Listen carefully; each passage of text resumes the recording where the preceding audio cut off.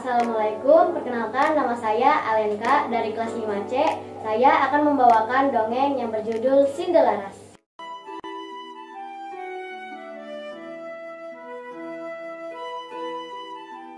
Pada zaman dahulu ada sebuah kerajaan yang bernama Kerajaan Jenggala.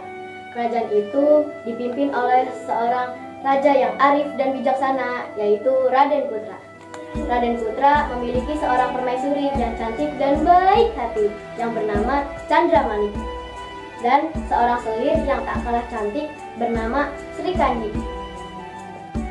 Suatu ketika sang permaisuri dikabarkan tengah mengandung. Kabar itu membuat sang selir sangat iri dan dengki kepadanya.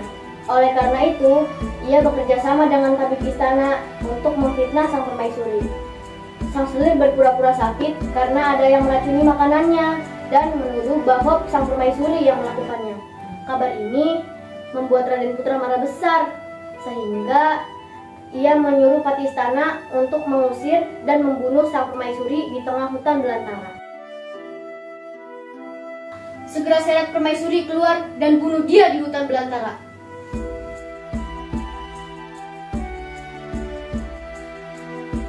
Jangan Kakanda, saya sedang mengandung anakmu.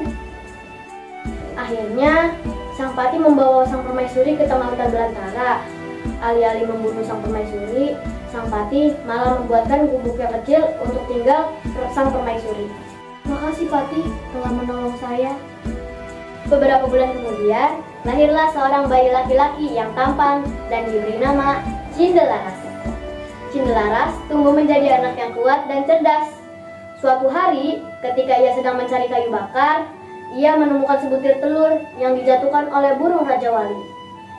Cinderlaras pun membawa telur itu pulang ke rumah dan menyimpannya. Beberapa hari kemudian, telur itu menetaskan seekor anak ayam. Anak ayam itu tumbuh menjadi ayam jago yang kuat dan gagah. Tapi anehnya, kokokan ayam jago itu berbeda dengan kokok ayam jago lainnya. Tuanku Cinderlaras, rumahnya di hutan belantara, atapnya terbuat dari daun kelapa, ayahnya bernama Raden Putra. Laras yang kebingungan mencari ibunya untuk bertanya. Bunda, siapa itu Raden Putra? Awalnya sang ibu sangat terkejut dan tidak mau memberitahu. Namun karena Cinderlaras terus bertanya, akhirnya ibu memberitahu bahwa Raden Putra adalah ayah kandungnya, yaitu raja dari kerajaan Jenggala. Dengan ditemani ayam kesayangannya, pergilah Cinderlaras menuju kerajaan Jenggala. Di tengah perjalanan, Cinderlaras melihat warga desa yang sedang menyabung ayam, dan Cinderlaras pun ikut menyabung ayam jagonya. Tanpa disangka, ayamnya sangat kuat dan selalu menang. Ini pun terdengar hingga ke istana. Raden Putra sangat penasaran dan ingin menantang ayam jagonya Cinderlaras. Maka diundanglah Cinderlaras ke istana. Hai anak muda, mari kita lihat ayam siapa yang paling kuat. Kalau ayam saya kalah, seluruh kerajaan ini akan menjadi milikmu.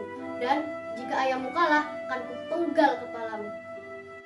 Akhirnya, kedua ayam tersebut bertarung. Tak butuh waktu lama, ayam milik Cinderlaras memenangkan pertandingan tersebut. Namun, setelah bertarung, ayam Cinderlaras berkokok. Tuanku Cinderlaras, putra dari sang permaisuri yang kau usir dari kerajaan. Mendengar kokokan ayam itu, Raden Putra pun terkejut. Ayam Cinderlaras pun menceritakan semua kejadian yang dialami oleh sang permaisuri dan menceritakan kejahatan sang selir. Setelah mengetahui kebenarannya, sang selir dan tabib pun dihukum. Sang raja pun merasa bersalah dan ia pun meminta maaf kepada sang permaisuri. Lalu ia mengajak sang permaisuri untuk kembali ke istana.